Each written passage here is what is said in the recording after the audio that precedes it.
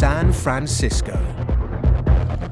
In the shadow of the iconic Golden Gate Bridge, construction workers are building the most advanced natural history museum in the world. Uniquely, it will house 10,000 wild animals, including piranhas, stingrays, and sharks. The design is daring, the technical challenges huge. You know, it's like the fourth quarter right now, dude. We got to pick it up. We got to carry the rest of these people across the damn finish line. One way or another, it's got to work. It involves perilous high-wire working and some of the world's largest windows, all in the middle of one of the world's most active earthquake zones. The dog is taking the owner for a walk.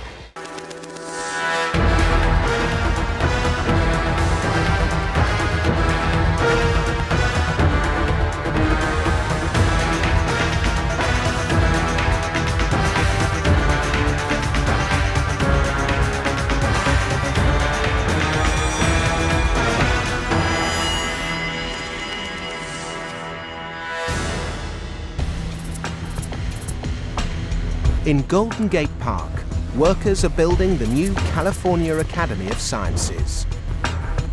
But it's not the first. That was pulverized in the 1908 earthquake. Amazingly, the second academy was also fatally damaged by the '89 quake. You'd think the city of San Francisco would give up. But the academy is a national icon.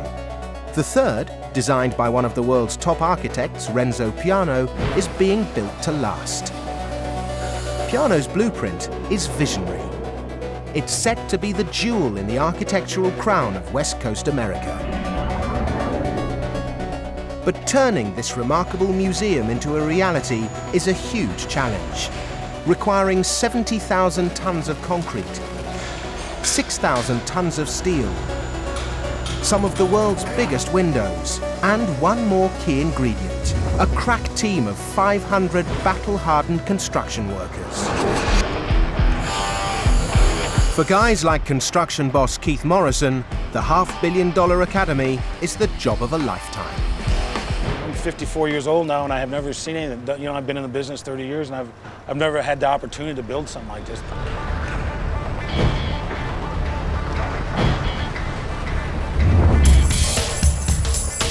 This innovative museum will utilize a raft of new technologies and custom-made materials. It will include a planetarium, a Philippine coral reef, and a chunk of Amazon jungle. And to cap it all, the undulating roof will be carpeted with local flora.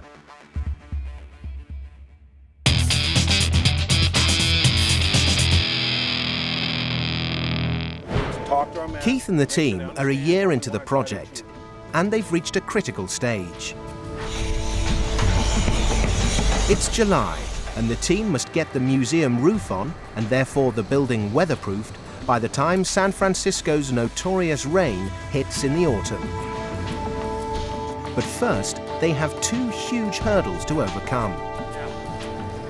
They must fit the gigantic viewing windows for the Shark Tank, and build the enormous steel-framed planetarium dome.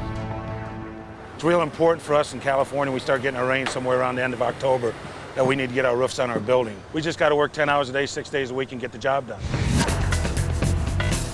Star of the new Academy's show will be its huge coral reef aquarium. The deepest in the world, it will replicate a Philippine reef and include several varieties of shark. These deadly predators will be separated from visitors by custom-made acrylic viewing windows. Ordinary glass would shatter under the immense water pressure. Now, one of the smaller aquarium windows, nicknamed the Buddha because of its bowed shape, is ready for installation. It's a vital dress rehearsal for the massive $4 million main Shark Tank window, which is still being molded. Hanging these monster acrylic windows is no easy task. Dan Payne is the man in charge. think we've come up with a plan on how to do it. We're going to pick it flat in an open area as opposed to an enclosed area. The problem is that the window's curve makes it liable to roll when lifted. In a tight space, that could be dangerous.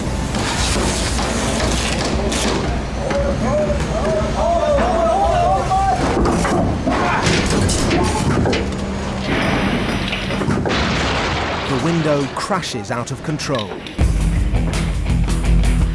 There's a real risk that $300,000 worth of acrylic could be damaged, pushing the team weeks behind schedule. With the autumn rains approaching, this would be a disaster. A daring new building is going up in San Francisco. The new California Academy of Sciences will house wild animals, the world's deepest coral reef aquarium, and a tropical rainforest. But making the futuristic Renzo Piano design a reality was never going to be easy. One of the Shark Tank's viewing windows, nicknamed the Buddha, has smashed into its concrete frame during installation.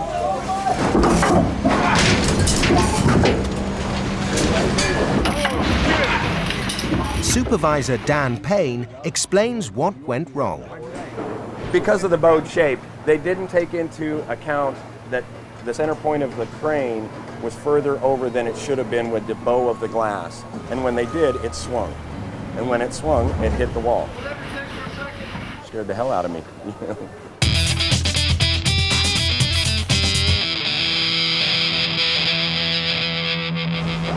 The team doesn't have time to return the window to the factory for repairs. So they cross their fingers and press on. Hey, if it doesn't fit, I'm gonna get fired.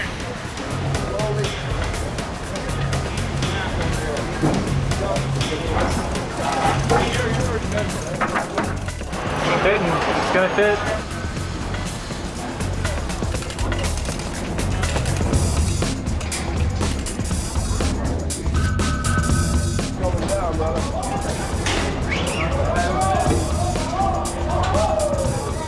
Good news. The window slots into the concrete frame perfectly. It's a close shave for the guys, and Dan Payne is a happy man. Luckily, they put the protection on it, and it's pretty tough stuff. It has to withstand the amount of water pressure, so it's pretty tough. The Buddha is in place. But after all the problems, the real question is, how will the team cope with the much bigger $4 million main Shark Tank window? Along with the Shark Tank, the Amazon display promises to be one of the museum's most popular attractions. Housed in a gigantic glass bubble, it will be home to a piranha-infested, half-submerged living rainforest. Rookie concrete engineer Brett Doble is in at the deep end. He's building concrete arches for a glass tunnel that will allow visitors to walk through the flooded rainforest. But today, there's a problem. Brett has discovered the arch's steel skeleton is the wrong size. The wall was about 1 foot thick instead of 1.5 feet. Eyeball and a tape measure. Tape measure is a true test. Fixing the arches is going to take time. But because of the delay, Brett has lost his crew to another job elsewhere on the site. Construction boss Keith Morrison wants to know what the holdup is all about. Hey, Brett, Yeah, Keith. what's the problem, man? Still having trouble getting this wall put together. I don't know if this thing's really going to get poured out by Friday. Looking at, Where are the men at? I'm working on that beam so we can get that poured out tonight. Let's go on 10 hours. If we have to, we'll go on 12 hours. The latest we can pour this thing is Saturday. We talked about this 2 weeks ago. Sure. And if everything's going to be good, and here we are. We aren't working the men on the wall. could And work I out. want to meet down here tomorrow at 6 o'clock in the morning with the crew, because we're going to motivate them. We're get them to understand what our goal is and how we're going to make this thing happen. All right. Delays here will create serious problems elsewhere on the build. With a burn rate of $250,000 every day, the costs could be enormous, especially with the autumn deadline looming.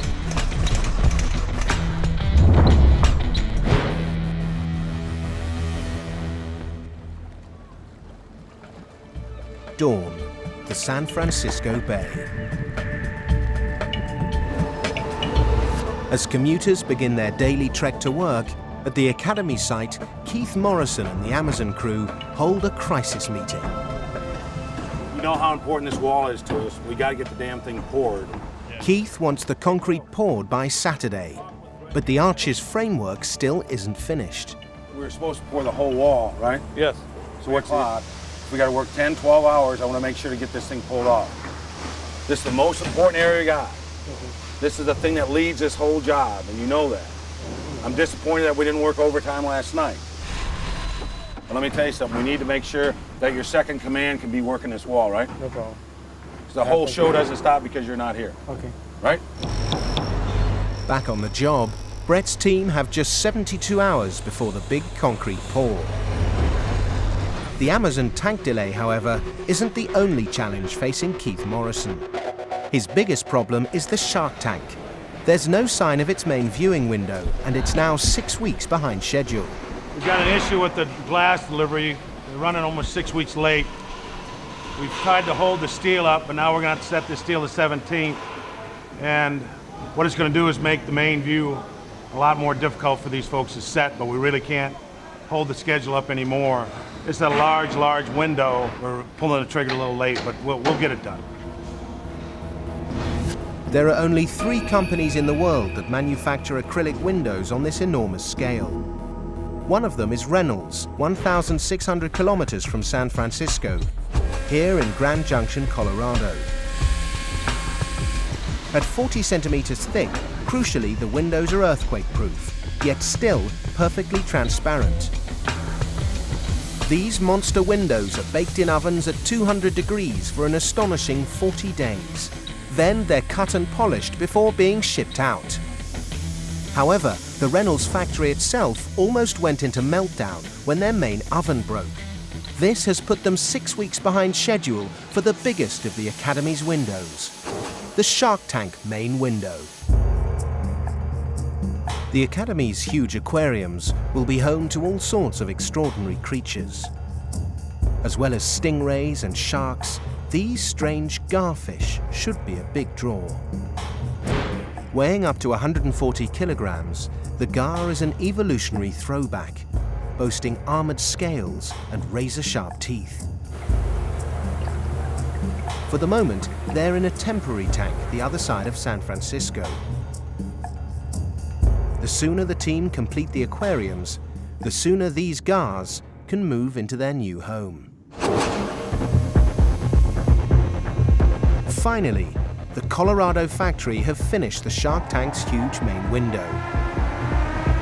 Now it's ready for the epic journey to Northern California.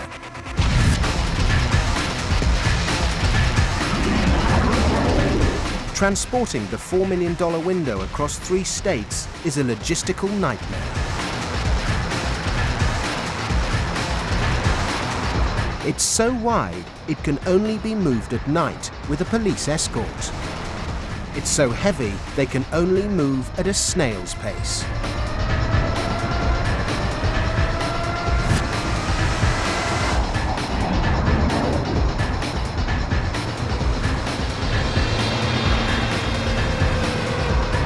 It takes 10 long nights pounding the freeway to travel from Grand Junction to San Francisco.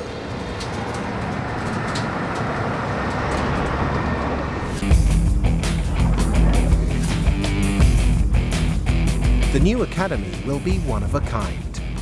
Its cutting-edge design celebrating nature, its curving roof echoing the San Francisco hills. But the museum will look to the stars too, and the planetarium will be a big attraction. Uniquely, the dome has been designed to tilt to one side, just like planet Earth. The trouble is, this makes its steel-framed roof fiendishly difficult to build. It's one of the most challenging jobs on the Academy site, and it must be finished before the rain strikes in October. Ironwork foreman Joe Mayer is the man in charge. The scaffolding right here is for the planetarium. It'll be a big dome, well resembling the planet. It'll have about 2/3 of the planet sticking out there. And then above that, there'll be some big arch beams going over that make the actual roof of the building. You know, if they're out a little bit whenever they roll the beam or something and the radius isn't exactly right or something, things don't fit just perfect. Makes it a little more difficult. The most critical piece in the frame is the steel band that sits on top of the globe. Called the compression ring, it will hold the whole planetarium together. But the chief engineer is worried that the ring is too weak. He's demanding Joe reinforce the ring with extra steel supports. Well, this round pipe right here is the compression ring for the planetarium. We built it plenty heavy. I think you can hang the world off of this, which is, I guess, what we're kind of going to do. But the engineer came back and decided he wanted a few more angles added to it before he'd give it his stamp of approval anyways.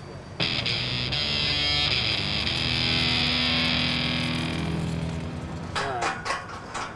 That was just another call. I guess the engineer's now worried that about something else, about not being enough weld on these angles. And there's a ton of weld on them. So it's kind of a catch-22. You got to do what they tell you, or you don't get to do anything.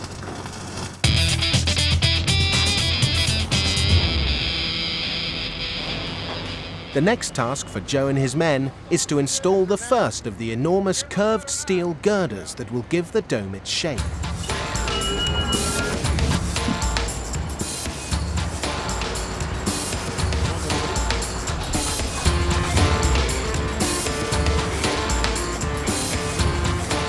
Like hanging the huge windows, fitting the girders is a challenge.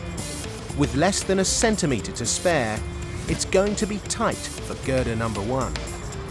Each piece is its own little adventure, and you know, you might get 5 pieces in a row that go just perfect, and then you hit one that for whatever reason doesn't go, and you got to step back and figure it out, bend it around, push it around, get it into place. It's a high-speed, high-risk environment. Oh yeah, baby.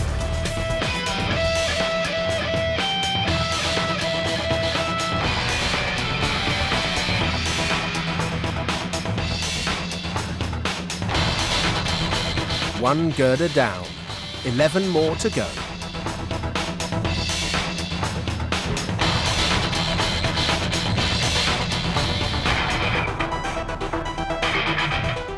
We got a good bunch of guys working. They know what they're doing. Stand back and let them do their thing.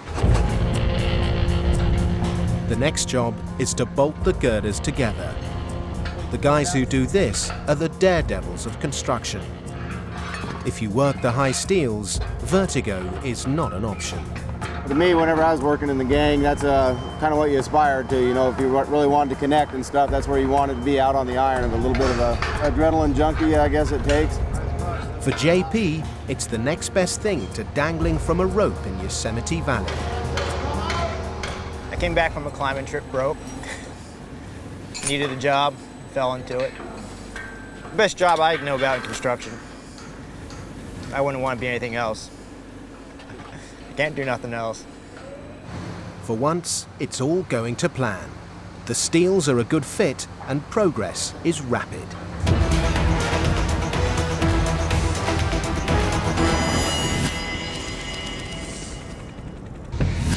But nothing on the Academy site is straightforward. Now it's time to install the giant shark tank window. First of all, the men must lift the window off the trailer. We can fly it, we can pick it right off the rack and put it on the ground. The factory have sent their top man, Brian Cinquagrani, to supervise. Change these out to 40s once we get it on the ground. Everyone has its challenges. There's 1,000 things you got to think about, and if they all go right, everything is fine.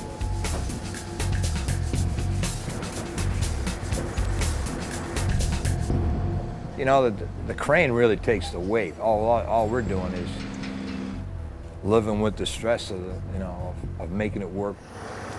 Weighing in at a staggering 14 tons, this is the biggest window the team have ever handled. Here it goes.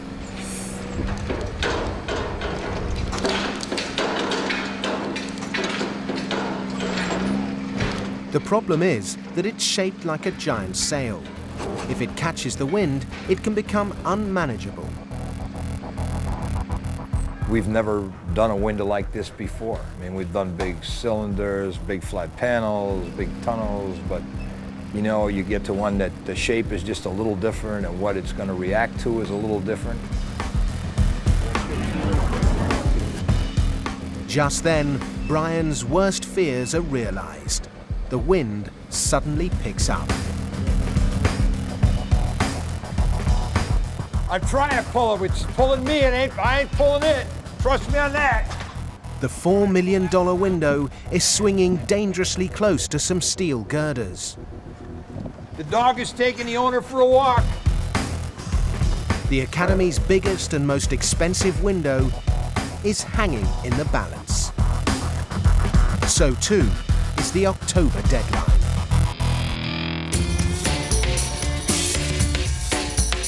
In Golden Gate Park, San Francisco, a top team of construction workers are building a groundbreaking natural history museum. Designed by world-famous architect Renzo Piano, the Academy of Sciences is the most complex build the team have ever faced.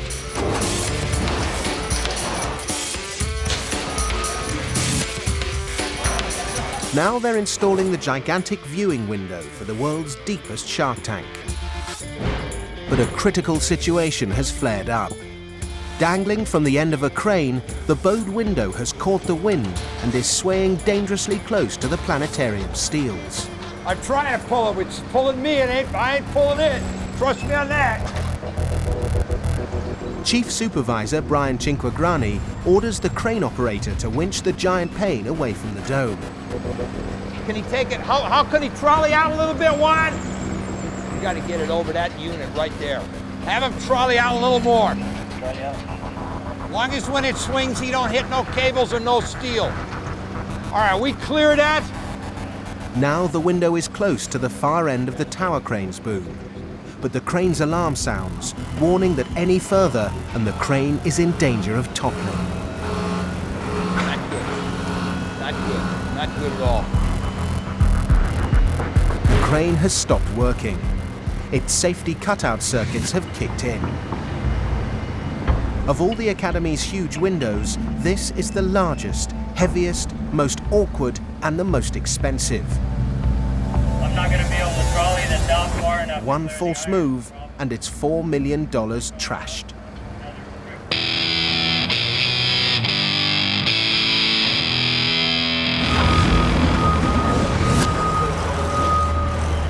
The wind dips, and with some emergency surgery, the crane is reset and back in action.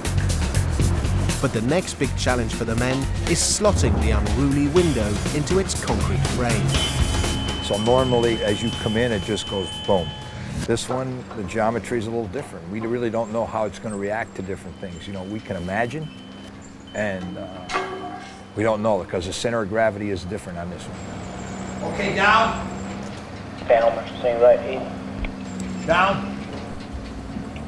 It may weigh 14,000 kilos, but amazingly, the aquarium window has to be guided into its final position by hand. The window's concrete frame has been built to the exact dimensions given by the manufacturers. But now there's a potential crisis. It looks as if the window doesn't fit. Stop. No, it's hold it, stop. Oh, we're a little bit out of whack here. We got 2 inches here. We got more than that, we got 4 inches. Settle it down. Settle it down. Yeah. Oh boy, we ain't gonna get this back in. Let's try to help it hold it in a little bit if we can. I don't know, might not be able to do it. And now look at it, I got 3 inches. I don't know whether the geometry of the panel is screwed up or whether the geometry of the opening is screwed up. But I'll tell you what, I sure wish it would settle down on this side. I'd be thrilled. Ask him how much he has. 15,000. Come on down. Tell him to come down till he's got 3. This monster window is turning out to be the most difficult pane that Brian's team have ever hung. they're starting to think it may be the wrong shape. Right now, the geometry, it's off, and yet this clamp doesn't even have pressure on it at the moment. I don't know what it One of Brian's crew, Lance de Croo, comes up with a plan. If they change the way the window is balanced, it may help. Let's see if this works. I like that idea better, what you guys just talked about. By lifting one corner and shifting the straps, they can reposition the window.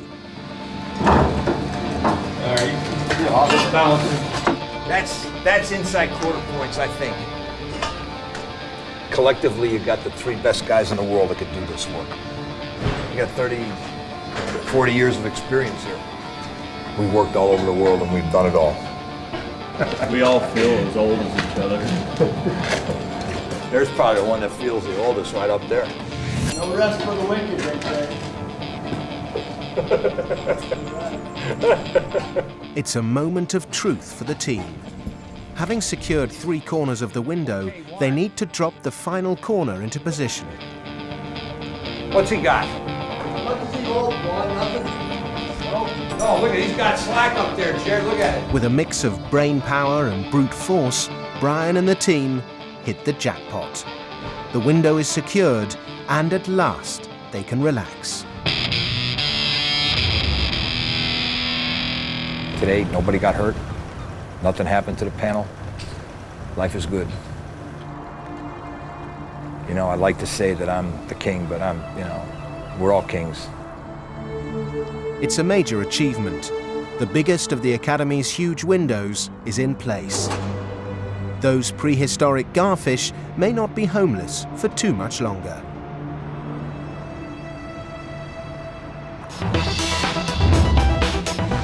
Working 10-hour days, 6 days a week, progress at the Academy site over the summer has been rapid. The Gar fish tank is almost complete. The cavernous African hall is shaping up well, and the planetarium's steel frame is nearly finished.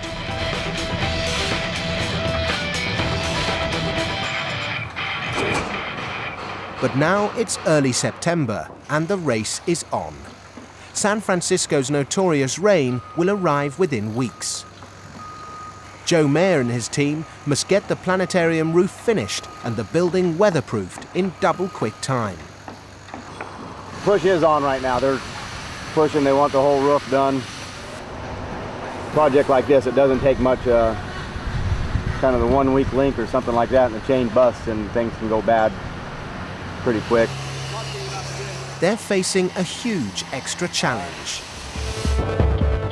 As befits the museum's innovative green design, the roof will be blanketed with nearly 2 million native Californian plants to blend in with the surroundings. It may look pretty, but the downside is the roof must support 1,300 extra tons of topsoil. Today, the men are installing the huge girders that will soar over the planetarium dome. These girders will stop the roof collapsing under the turf's weight and, crucially, help secure it against earthquakes. It's the most complex steelwork of the entire project, and much of it must be done by hand. First off the block is a short support beam. Swing. Down. Joe directs action via radio. Wait on JP to get up there. It's precision work in extreme conditions. 20 meters from the ground, the support beam must be bolted to the steel framework.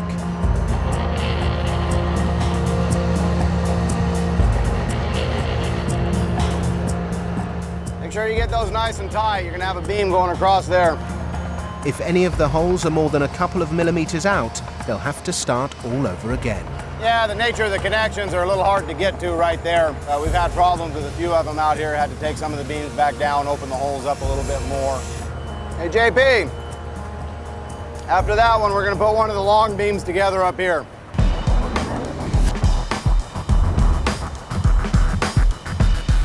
So far, the planetarium is going to plan. But on a site this size, there's always someone with a problem. And right now, that man is construction boss Keith Morrison. We had problems with Tower Crane 2 last night. It went down, so we had to bring a mobile crane in, and so we can get these forms stripped from this area and move it down the other end, because this building's running about 3 or 4 days behind. This is the main portion of our building right here. It's where all our tanks are, so it's a critical path of this building, so we need to stay on top of it. We're working 610s in this area right now, so about all we can work our guys, and we've been doing that for almost 2 months now, so we got to get on a break here pretty soon. But the biggest problem facing Keith is the huge level 1 roof covering the aquariums. Yeah, come on down to L1 where we're getting ready to pour this deck. I want to go over your area with you, see how we're going to get some time back, man. See ya. Bye. The team desperately need to concrete the roof so that the building's weatherproof before the winter kicks in. Yeah, we're in a pickle. We've got a real issue about getting this roof on. You know, rain comes in October here, so, and it's the 15th of September right now, and we've got a long ways to go. As you can see the sky. That contingency is getting the damn work done right now, to be honest with you. Well, it's, I mean, we can put tarps and temporary covers up, but it's too big an area to do that with. So we just got to work 10 hours a day, 6 days a week, and get the job done.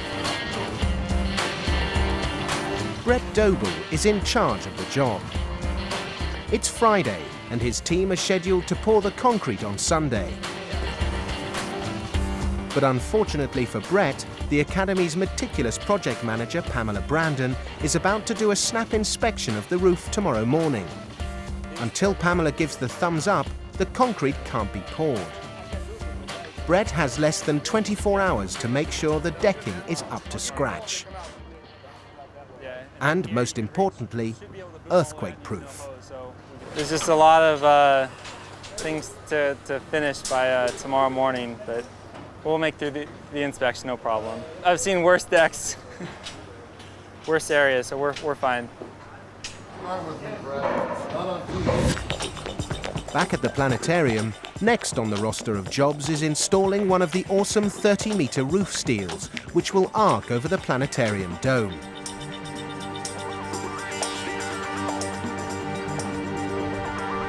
This curving steel is so long, it's been delivered in sections. Joe and the team must bolt the pieces back together. This is going to carry the roof that's on top, so it's going to have concrete on top of it, as well as dirt and plants and everything else. So it'll be a pretty good load on it whenever it's all said and done. To keep on schedule, get where they want to go by the time the rain gets here, it's important that this goes in this week. One way or another, it's got to work. Hey Charlie, when we go over this, I want to go that way, just trolley out that way. Make sure you got yourself 6 2 3/4 and a couple 2 1/2. The next task is to swing the 10-ton steel into position. It's a tricky operation, as Joe needs to be sure it won't smash into the dome's skeleton. He doesn't have any more after that, that's it? Hell no, he's only got 25-foot tape now. Roll! Doubling up with Raoul's tape measure, he discovers the curving steel won't clear the dome. But the crane won't go any higher. It's yet another delay. The girder will have to be lowered while they rearrange its harness. All right, quick, come on down. All right, Charlie, let's go with it. That end's dipping. With the harness sorted, it's action stations. You gotta step out of there for a minute. I know you're just a welder and all, but... Yeah, but I'm the only one you got. If 10 tons of steel hit you, you're history. The girder is almost in position. So too is rock climbing devotee JP, and he has a tough task on his hands. No! I ain't even gonna make it, because I can't get past that other clip. Want some help shoving it out? It ain't gonna go that way. There's a clip right there. The girder may be 30 meters long, but the margin for error is less than a centimeter. And right now, it's not even close to fitting. On paper, the design looks perfect. But high up here, it's JP's job to guide 10 tons of steel into place using his bare hands. Working the high steels is the most dangerous job in construction. One false move and JP could lose a limb, or worse. I don't know if he's gonna make it, Al. That's cope for that smaller beam there. Now JP must use a low-tech combination of skill and brute force to lever the girder into place. This is the first of 4 enormous roof steels. If it doesn't fit, chances are the others won't either.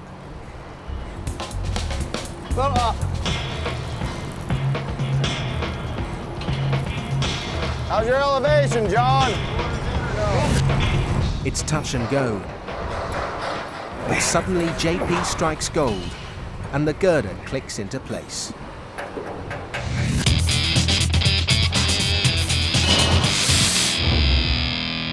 There's just time to secure the bolts before they all head off for a well-deserved drink. I was real happy to see it go as good as it did. Definitely could have had a lot worse than that. Well, yeah, there for a minute I thought we might have a problem with the clip over there not having clearance, but once we got tucked in tight at the other end over there, that's a success. Time to go home. Maybe the guys will go have a few beers or something and call it Friday. Yeah, that's what we do. Remarkably, all the steel used by Joe and his men is recycled. Engineers and architects have put the latest in green technology at the heart of the Academy of Sciences. Solar panels will heat the building. Rainwater will flow in the washrooms. Salt water from the Pacific will be piped direct to the aquariums. The Academy may be eco-friendly, but it must also withstand anything and everything that nature can throw at it. Hurricanes, torrential rain, and most importantly, earthquakes. The aquariums still haven't been roofed in, and winter is on its way. Concrete for the roof can't be poured until project manager Pamela Brandon is happy with the decking. She has just arrived for a last-minute inspection, and she doesn't like what she's found. Anything in blue, okay. Pamela is worried there are too many electricity pipes running underneath the deck. And one of the stud rails, which reinforce the roof against earthquakes, is missing. Forgot to put these stud rails in, and so they put all their pipes in, and then we realized, hey, there are stud rails here, so they have to move a lot of their pipes. These stud rails are vital, as they provide a cushion against seismic shock waves. That's what I heard from Kip. Without the stud rail, if an earthquake struck, the roof could collapse. My job is to make sure that the design that we've made is built the way we want it, so that the building keeps its structural integrity. So now we're only ripping half of it out, so I was kind of surprised that we're out here looking at this. We've got a little bit of a problem because the area of the slab that they're trying to pour is quite congested, and it's pretty important for us to have that slab work well in an earthquake. So if there's lots of pipes running through it, it's going to compromise the slab. And they're going to pour it tomorrow, and we've only just been notified about this today. So we're going to have to take a look at it and see what we can do. Pamela has some searching questions for Brett. Right, so a lot of this conduit was on the submittal, and then there's a supplemental amount, right, that came out that was part of the controls. Yes, correct. So which is that? Well, anything in blue is Crown Air. Anything in blue, okay. Yeah. It's a major setback. Pamela isn't happy with the roof, and her word is final. Brett and his team have less than 24 hours to rip out the piping and put in the all-important stud rail. How'd we miss it? 35, just overlook on the plans, just getting laxed. The stakes are high. The building must be earthquake-proof, but if they miss their concreting deadline, there's a real threat the rain will strike. The Academy of Sciences promises to be an American icon, rivaling the best museums in the world. But for construction workers, time is running out. The building must be weatherproof before the autumn rains arrive. It's Saturday, mid-September, and Brett Doble and his crew are due to concrete the huge level 1 roof within 24 hours. However, there's a serious setback. Engineer Pamela Brandon is unhappy with the roof's earthquake proofing. So you got to get it out of the area where the stud rails are. There are too many electrical pipes, and one of the vital stud rails is missing. These stud rails are designed to spread the shock waves if an earthquake strikes. Brett's team have no choice. They'll have to take out half the carefully laid pipes and put in the vital stud rail before they can pour the concrete. Construction boss Keith Morrison wants to know how this happened. How do we miss it? 30 pipes, just to overlook on the plans, just getting laxed. We've got, you know, it's like the fourth quarter right now, dude. We gotta pick it up. We gotta carry the rest of these people across the damn finish line. So we gotta, I mean, it's up to you guys to get this thing happening. People get lax, and that's our job to get them pumped up, all right? And get on your foreman's butt about it, and also, because it could have cost us this damn pour, you know? Sure, understand. So, and this is the most important area we got. We gotta get the roof on this building, so, you know, let's get it straightened out, all right? Yeah. A mistake like this could have spelled disaster. After all, San Francisco has already lost 2 academies to quakes. Yeah, he missed quite a few things, so, but we recovered. He understands what he did. You know, when we're getting done on concrete, everybody gets a little lax sometimes, so he'll get himself together and get this thing done. We're gonna have to work late tonight. We'll get it poured tomorrow. So that's what counts, but this could have been a major problem for us. It's a daunting task. Brett and his team will have to work dawn to dusk.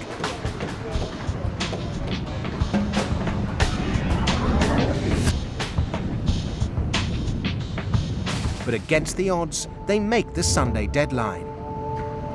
The rain holds off, and the huge level 1 deck finally gets its concrete.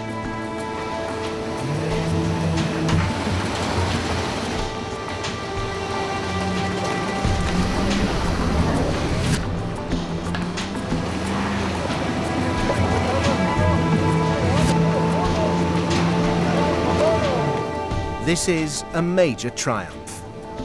The site needs to be waterproof within days, and the team are almost there. This is huge. I mean, we fought to get here. You want to position yourself on a job, and getting dried in is one of the most important things you can do when the rains start coming, or in a climate where you got snow, the same thing. But it's a big milestone for us. If we wouldn't have got here, we'd have trouble making the end date, and that's what we're here to do, is make the end date.